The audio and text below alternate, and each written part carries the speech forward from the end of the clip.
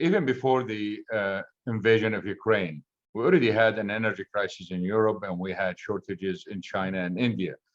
So the energy crisis started way earlier, and there were many reasons for that. Even without the invasion of Ukraine, whatever we've seen in the fourth quarter of 2021 would have continued anyway.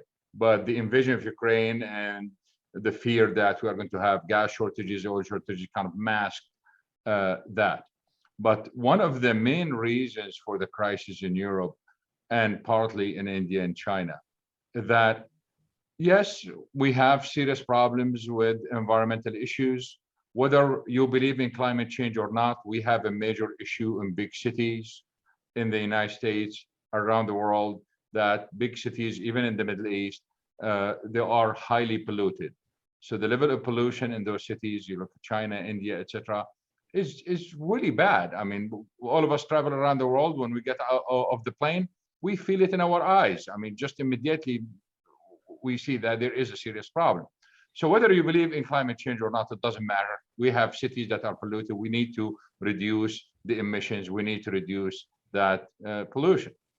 But the problem is, to approach that, we need to balance three things. We need to balance the environmental security with energy security, with economic security. And if you don't balance that, you lose all of them.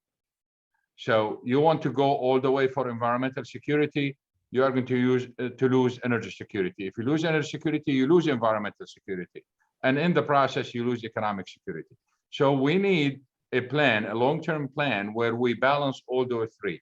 If you go extreme on any one of them, you are going to end up with problems. If you say, well, I'm going to go after economic security, well, you just sacrificed both. You sacrificed environmental security and you sacrificed energy security.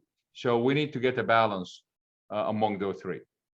Do you think a balance is possible, or is it like a pipe dream?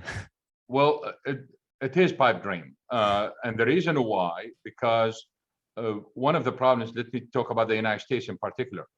One of the problems in the United States when it comes to energy policy is that the presidential term is only 4 years. This is just by the time a president gets to the office and warm up to the next election, it's over. And that one of the major threats to energy security in countries where the presidential term is short, because the president cannot even get his agenda done within that period. And then if you have a change, then the agenda will change again. We've seen it with Trump, we've seen it with Biden. So politics is kind of ruining all of this, not necessarily what the politicians wish as much as the system itself.